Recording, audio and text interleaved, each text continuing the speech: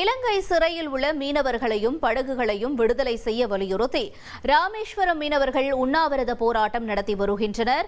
கூடுதல் விவரங்களை செய்தியாளர் விஸ்வநாதன் வழங்கிட கேட்கலாம். விஸ்வநாதன், வணக்கம். இந்த உண்ணாவிரத போராட்டத்தில் ஈடுபட்டிருக்கக்கூடிய வைக்கக்கூடிய கோரிக்கைகள் என்னவாக இருக்கிறது? விவரங்கள் என்ன விஸ்வநாதன்?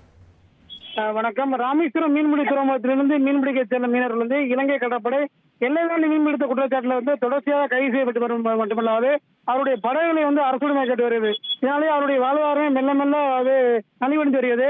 இதனடுத்து கடந்த 5 நாட்களாக ராமேஸ்வரம் மீன்பிடிக்க கடலுக்கு எதுவும் செல்லாமல் மீன்பிடி தங்களுடைய படகு எல்லாத்தையும் நங்கூரமிட்டு நிறுத்தப்பட்டுள்ளன. இது மட்டுமல்லாது நேற்று முன்தினம் மத்திய மாநில அரசுகளை வலியுறுத்தி போராட்டத்தில் ஈடுபட்டு வந்த நிலையில் இன்று நாடு முழுவதும் சுதந்திர தினம் கோலாகலமாக கொண்டாடப்பட்டு வந்த நிலையில இன்று மீனவர் தங்களுடைய கட்டையிலிருந்து கருப்பு பேச்சு அணிந்து உண்ணாவிரத போராட்டத்தில் ஈடுபடுறாங்க.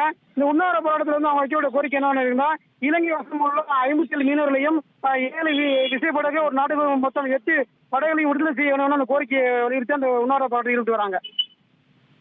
உங்களுடைய தகவல்களுக்கு நன்றி விஸ்வநாதன். ட்ரெண்ட ஃப்ரெண்ட் ஆக்கிக்கோங்க. தந்தி டிவியின் சப்ஸ்கிரைபர்ஸ் அண்ட் ஃபாலோவர்ஸ் குடும்பத்துல நீங்களும் இணையுங்க.